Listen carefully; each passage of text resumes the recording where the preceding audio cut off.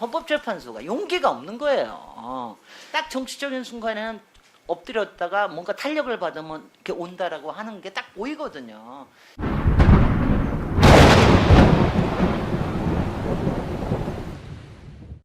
앞에 얘기하신 거에 제가 조금만 덧붙이자면은요.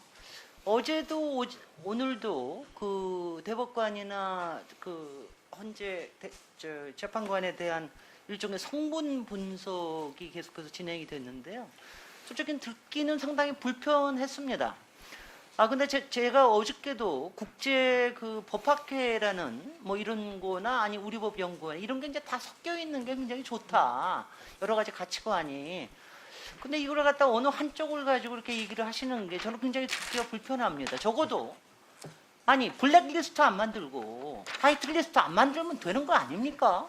이게 어디에서 연구를 했건 제가 알기에 우리 법 연구회는 잘 모르겠습니다. 국제인권법 연구회 같은 경우에는 한 500여 명 판사님들이 있다고 그러는데 아니 그리고 제가 민변 같은 경우에는요. 제가 정말 저런 사람은 어떻게 변호할까라는 이런 사람까지도 인권 차원에서 변호해주는 그런 변호사 단체입니다. 그래서 저는 민변에 속해 있다 그러면 적어도 저 사람은 출세지향적인 사람은 아니다.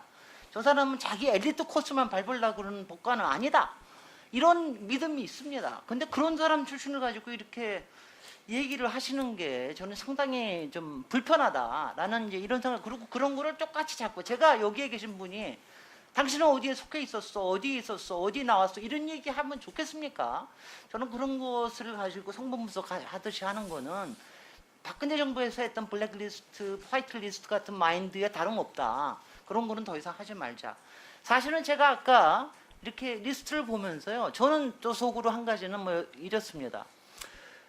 서울대 출신이 왜 저렇게 많냐. 저도 그 생각은 했습니다. 저도 서울대 출신이지만 제가 그거 볼 때마다 아니 블라인드 테스트를 해도 왜 저렇게 자꾸만 한 대학 출신들이 많이 나오냐. 이런 거는 조금 걱정을 했습니다. 그래서 뭐 그 얘기를 제가 하나를 좀 드리고요. 앞으로도 이런 식의 이렇게 나누기식 같은 거는 저는 좀 국감장에서는 좀 안 봤으면 좋겠다 하는 생각이 듭니다.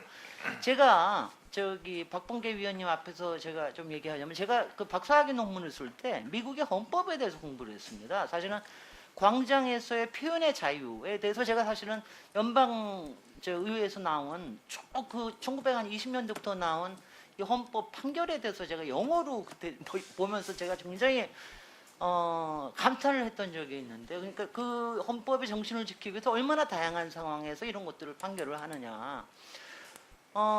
솔직히 긴스버그 아까 그 대법관 미 연방 재판관 돌아가신 것 때문에 얘기하는데 미국에서도 끊임없이 보수 진보 나눠가지고 끊임없이 싸웁니다.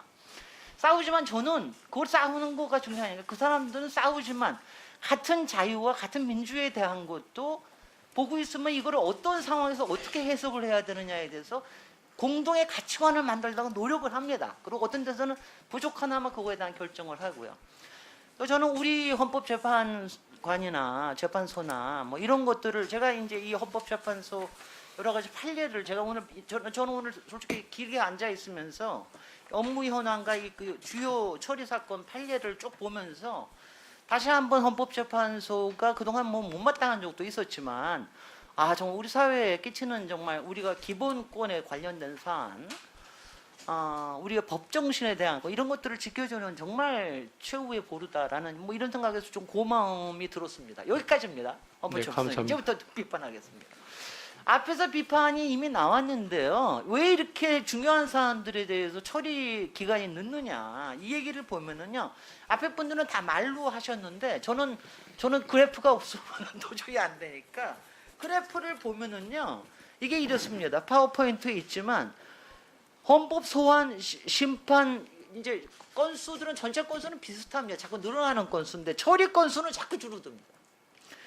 그런데 그리고 헌법소원 심판 처리 기간은 점점 늘어납니다. 아니 근데 이거를요. 저는 제가 이 얘기를 할 때 아니 좀 부끄러워하셔야지. 아니 왜냐하면 제가요. 여기에 주요 사건 2018년도 31건, 2019년도 31건, 2020년 17건이 여기 나와 있어요. 그 하나하나 제가 판결을 보면서 저도 다 기억하던 이 판결들인데 그거 보면은요. 다 180일 어겼습니다. 어떤 거는 5년짜리, 7년짜리 있습니다. 아니 왜 그렇게 하시는 걸 하십니까?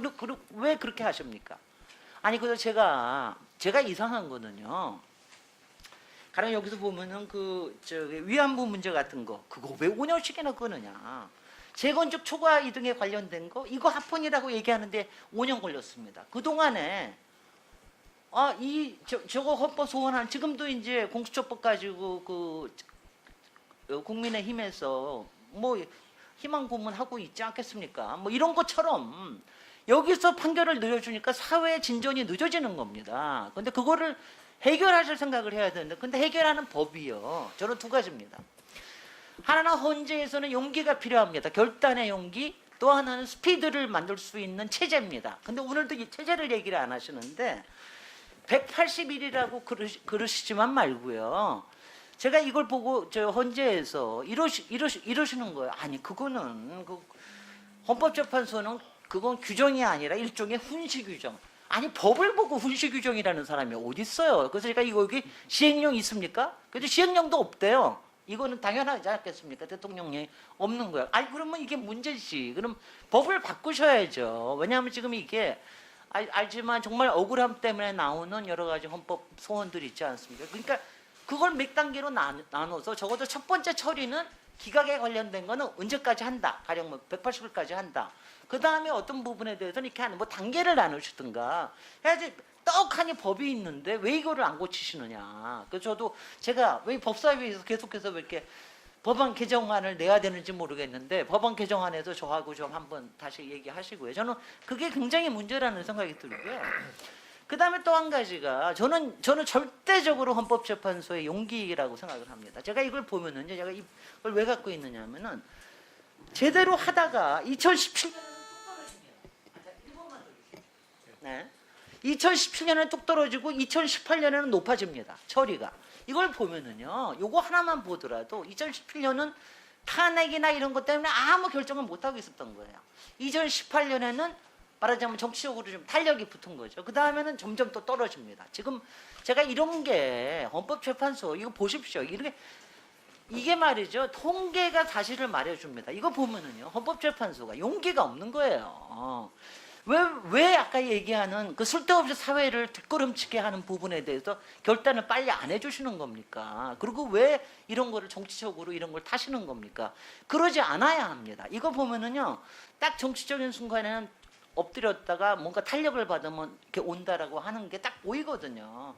이거는 사법부의 정치화가 아니라 정치화보다 더 나쁜 현상이라 봐서 제가 이 문제 지적을 하고요. 더 이상 뭐 이거로 얘기 끝내겠습니다. 네, 수고하셨습니다. 네, 다음은 존경하는